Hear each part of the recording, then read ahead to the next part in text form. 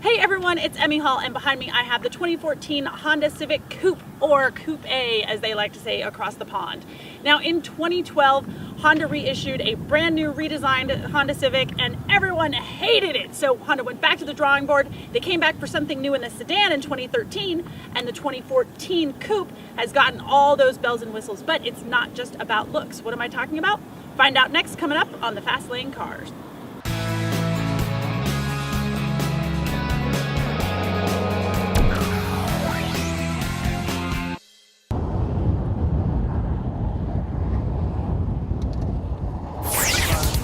So let's start with the looks, which I think are really quite good.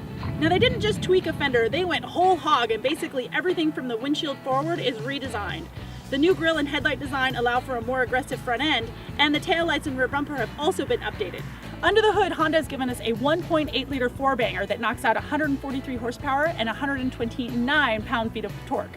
Now power goes to these front wheels through a continuously variable transmission, but never fear, manual enthusiasts, you can still get the manual in the Coupe in both the LX and the EX trim lines. Honda estimates that your fuel economy is going to be 29 miles per gallon in the city, 38 out on the highway with a combined of 33. But in my week of driving this, with mostly city driving and in just regular mode, i.e. not the Econ and not the Sport, I only averaged 25.2. So buyer beware. We've got the EXL trim line here of the Honda Coupe, which is basically top of the line. So I've got all the bells and whistles. I've got leather seats, Sirius satellite radio, I've got Bluetooth, cruise control, all those things that you've come to expect. We've got a couple of cool little things here as well. Now, first of all, the center stack is really driver featured and it is tilted towards me, which I do like. And I also get the Honda app. So it comes with this little HDMI port. I need to download the app, but once I download it, there's basically another version of satellite radio that's included with this Honda app. So you can get access to news stories, entertainment stories, music, all that kind of fun stuff.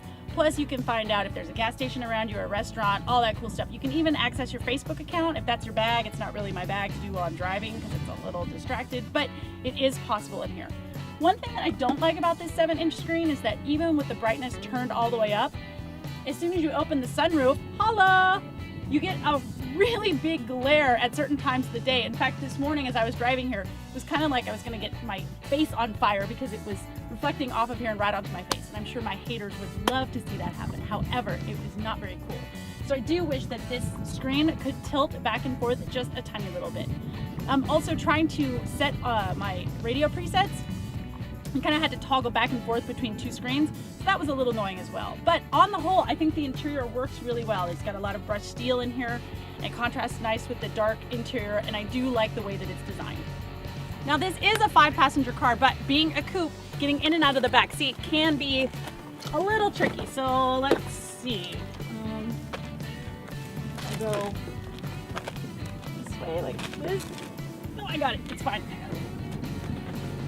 Oh yeah.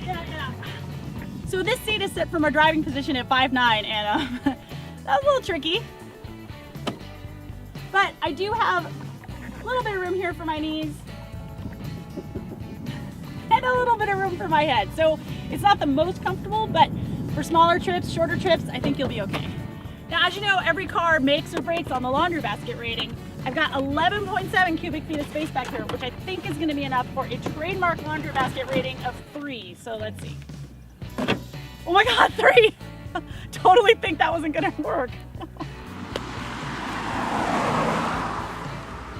The Civic Coupe does have a sport mode. Now that will allow you to use the paddle shifters here to shift the CVT within a set of predefined ratios. This car also has got a slightly bigger rear stabilizer bar, but honestly, neither of those things make this into what any enthusiast would call a sport coupe. If you're gonna want something that's sporty, go for the SI. But I think that most buyers are gonna be satisfied with the performance of this car.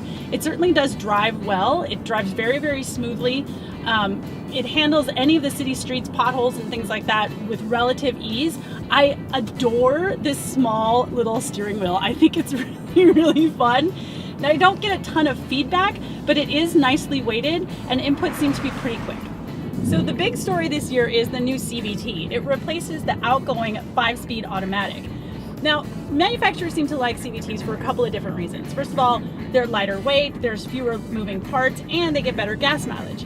Now, they don't shift like a regular automatic, however. So in CVTs, the transmission is always trying to find the most efficient ratio within the power band, and it takes into consideration your throttle position, your engine speed, and the speed of the car. So you've got all those things working together.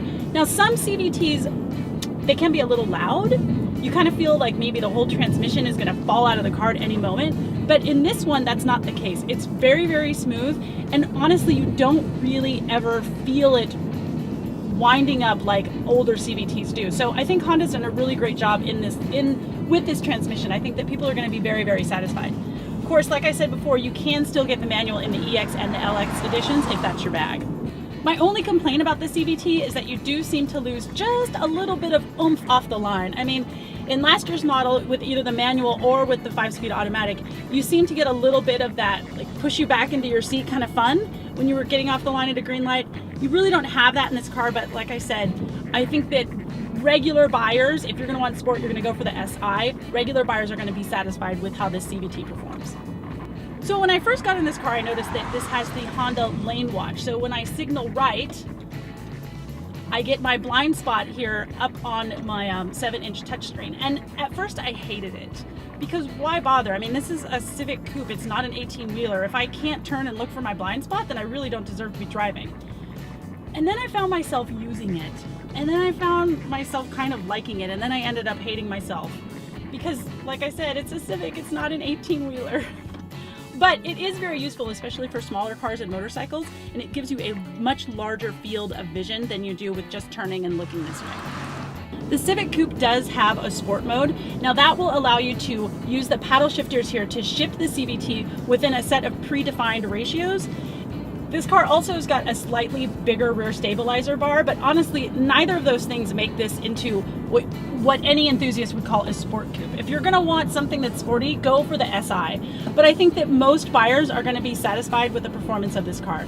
It certainly does drive well. It drives very, very smoothly. It handles any of the city streets, potholes, and things like that with relative ease. I adore this small little steering wheel. I think it's really, really fun. Now, I don't get a ton of feedback, but it is nicely weighted and input seems to be pretty quick. While the coupe segment is not extremely crowded, the Honda Civic Coupe does stand out against its competition like the 2014 Hyundai Elantra or the Kia Forte Coupe. Coming in at $24,830 and on the TFL scale of buy it, lease it, rent it, or forget it, I have to give the 2014 Honda Civic Coupe EXL with navigation a very enthusiastic buy it. That's it for this week. I'm Emmy Hall. Thank you so much for watching. Yay! Round of applause. Hey, you can find me all over the social medias, and as usual, tune in to tflcar.com for more news, views, and reviews. Thanks so much for watching. Bye.